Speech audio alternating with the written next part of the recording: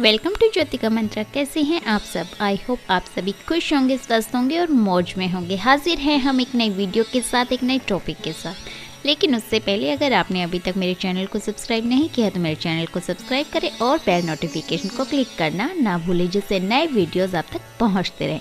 और अगर वीडियोज़ अच्छे लगते हैं तो इन्हें लाइक और शेयर अवश्य करें। तो चलिए चलते हैं हमारे आज के टॉपिक की तरफ। आज हम आपके लिए लेकर आए हैं उत्पन्ना एकादशी की व्रत कथा।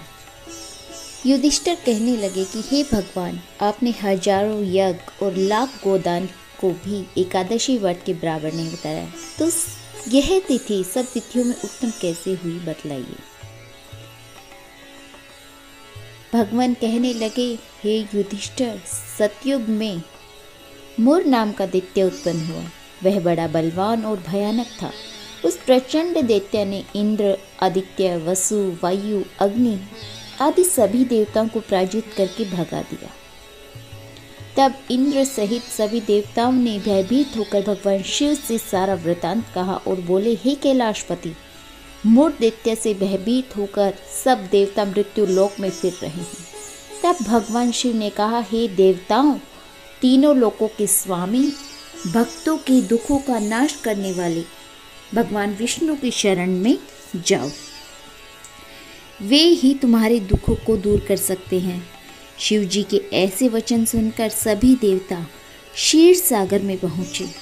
वहाँ भगवान को शयन करते देख हाथ जोड़कर उनकी स्तुति करने लगे कि हे देवताओं द्वारा स्तुति करने योग्य प्रभु, आपको बारंबार नमस्कार है। देवताओं की रक्षा करने वाले मधुसूदन, आपको नमस्कार है। आप हमारी रक्षा करें। दैत्यों से भयभीत होकर हम सब आपकी शरण में आए हैं।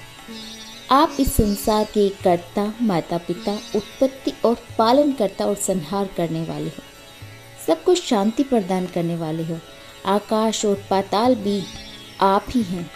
सबके पितामह ब्रह्मा, सूर्य, चंद्र, अग्नि, सामग्री, होम, आहुति, मंत्र, तंत्र, जप, यजमान, यज्ञ, कर्म कर्ता, भोक्ता भी आप ही हैं। आप सर्वव्यापक हैं। आपके सिवा तीनों लोकों में चर तथा अचर कुछ भी नहीं है। हे भगवान, दैत्यों ने हमको जीत कर स्वर्ग से भ्रष्ट कर दिया है और हम सब देवता इधर उधर भागे भागे फिर रहे हैं। आप उन दैत्यों से हम सबकी रक्षा करें। इंद्र के ऐसे वचन सुनकर भगवान विष्णु कहने लगे, हे इंद्र, ऐसा मायावी दैत्य कौन है जिसने सब देवताओं को जीत लिया है? उसका नाम क्या है? उसमें कितना बल है और कितने आश्चर्य में है? उसका स्थान कहाँ है? यह सब मुझसे कहो। भगवान के ऐसे वचन सुनकर इंद्र बोले, भगवान, प्राचीन समय में एक नाड़ीजंग नामक राक्षस था। उसके महापराक्रमी और लोक विख्यात मूर नाम का एक पुत्र हुआ। उसकी चंद्रावती नाम की नगरी है। उसी ने सभी देवताओं को स्वर्ग से निकालकर वहाँ अपना अधिकार जमा लिया। उसने इंद्र, अग्नि, वरुण, यम, वायु, ईश, चंद्रमा आदि सबके स्थान पर अधिकार कर लिया है। सूर्य बनकर स्वयं ही प्रकाश करता है, स्वयं ही मेघ बन बैठता है और सबसे अजय है। हे असुर निकंदन, उस दुष्ट को मारकर देवताओं को अजय बनाइए। यह वचन सुनकर भगवान ने कहा, हे देवताओं, मैं शीघ्र ही उसका संहार करूंगा। तुम चंद्रावती नगरी जाओ। इस प्रकार कहकर भगवान सहित सभी देवताओं ने चंद्रावती नगरी की ओर प्रस्थान किया।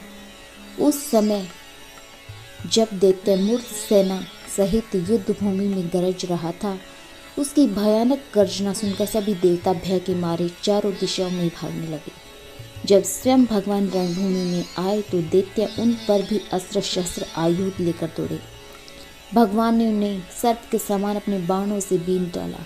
बहुत से दैत्य मारे गए, केवल मूर बचा हुआ।